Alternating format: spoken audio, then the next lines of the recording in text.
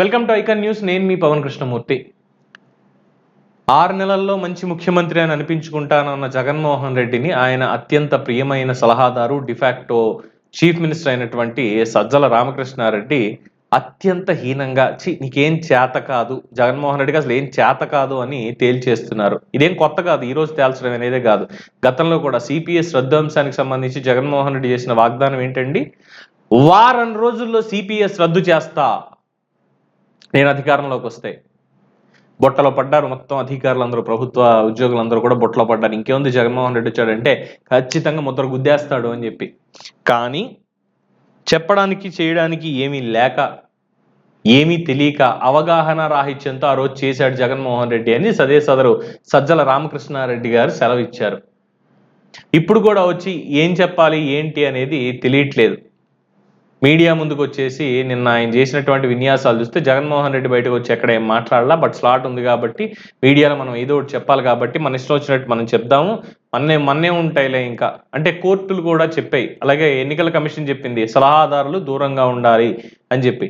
అయినా సరే రాజీనామా కూడా చేయకుండా ఎవడేం పిక్కుంటాడు పిక్కుండా, నాకేంటి, నేను నా పని నేను చేసుకుంటా అన్న ఒక అహంకార ధోరణితో, ధిక్కార ధోరణితో సజ్జల రామకృష్ణారెడ్డి గారు పనిచేస్తున్నారు. అందులో భాగంగా ప్రెస్ మీట్ పెట్టి మాట్లాడుతూ ఆఖరికి జగన్మోహన్ రెడ్డిని చేతకాని వాడిగా తేల్చి చెప్పేస్తున్నారు అనేదే ఇక్కడ చాలా హాస్యాస్పదంగా ఉన్నటువంటి అంశం.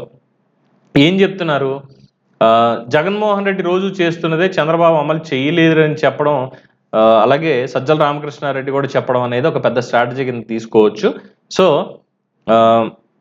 జగన్మోహన్ రెడ్డి మాత్రం ఇప్పుడు వచ్చి ఏంటంటే చెయ్యగలిగేవే చేస్తాను అని చెప్తున్నాడు మళ్ళీ, తప్ప చెయ్యలేని వాటిని నేను చెయ్యనని, లేదంటే ఇంకో కామెంట్ ఏం చెయ్యట్లేదు అంటున్నారు. అంటే ఏమనుకోవాలి ఇక్కడ? నేను చెయ్యగలిగినవే చేస్తాను అంటే పరదాలు కట్టుకుని తిరగడం, చెట్లు నరికించడం, ప్రతిపక్షాలను బూతులు తిడతా ఉండడం, రోజు ఒకటే స్క్రిప్టు.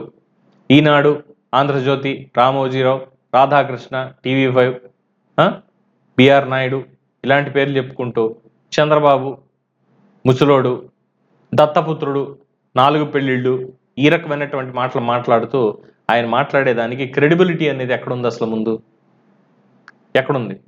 సో చేయగలిగినవే అంటే ఇవే అనమాట.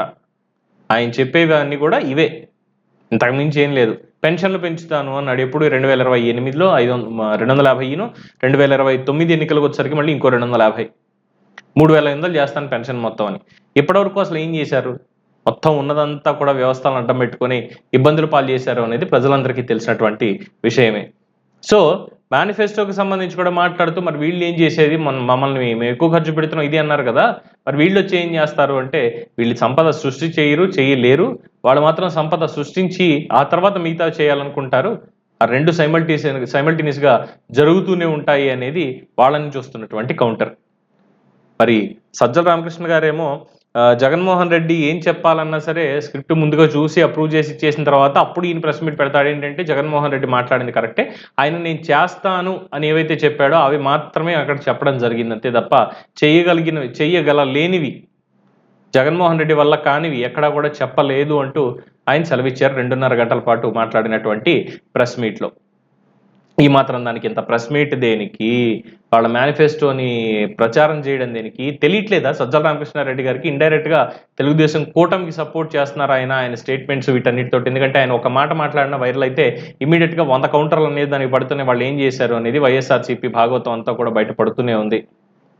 మరి ఈ నేపథ్యంలో సజ్జల రామకృష్ణారెడ్డి గారిని జగన్మోహన్ రెడ్డి గారు ఏమైనా అనగలుగుతారా అనేంత సీన్ లేదు. ఈ వారం రోజుల్లో ఆయన రాజీనామా చేయడాలు కానీ ఇంకోటి కానీ లేదు. ఎన్నికల కమిషన్ చర్యలన్నా తీసుకుంటుందా సజ్జల మీద అనేది సస్పెన్స్గా మారింది. సో వేచి చూడాలి. కాకపోతే అసలు ఈ సజ్జల లాంటి వాళ్ళని ఇలాంటి ప్రభుత్వ కార్యకలాపాల్లోకి ఆహ్వానించడం, వాళ్ళకు పదవినిచ్చి కూర్చోబెట్టడం అనేది జగన్మోహన్ రెడ్డి చేసిన తప్పైతే, అసలు జగన్మోహన్ రెడ్డిని ఎన్నుకొని ముఖ్యమంత్రిని చేయడం అనేది ఆంధ్రప్రదేశ్ రాష్ట్ర ప్రజలు చేసుకున్నటువంటి దురదృష్టం. ఇంకేం చెప్పాలి? సో దీని మీద మీ అభిప్రాయం ఏంటనేది కామెంట్స్ రూపంలో తెలియజేయండి. చూస్తూనే ఉండండి ఐకాన్ న్యూస్. నేను మీ పవన్ కృష్ణమూర్తి.